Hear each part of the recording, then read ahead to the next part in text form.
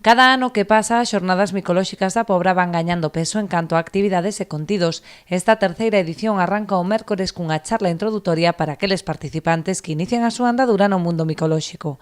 O venres será o especialista Jaime Blanco Dios o encargado de impartir unha conferencia sobre as cantareláceas. Serán ás 8:30 no Auditorio Valle Inclán. Unhas xornadas que se marcan varios obxectivos. Dar a coñecer, evidentemente, o mundo micolóxico, o mundo dos fungos, dos cogomelos, para todo, non? Para o seu aproveitamento culinario, sabemos que hai unha gran afición nese sentido, pero tamén para poñer en valor os propios fungos, a súa importancia nos ecosistemas, a necesidade de conservar o noso patrimonio natural para que sigan medrando pois este tipo de seres vivos no noso medio.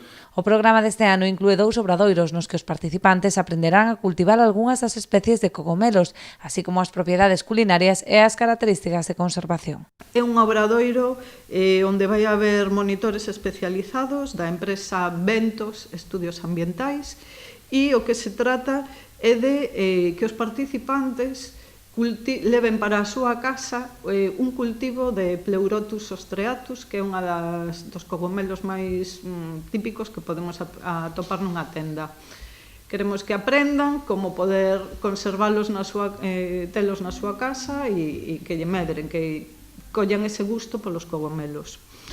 As xornadas rematarán o domingo cunha saída ao campo para aprender a diferenciar as especies aptas para o consumo das que non o son.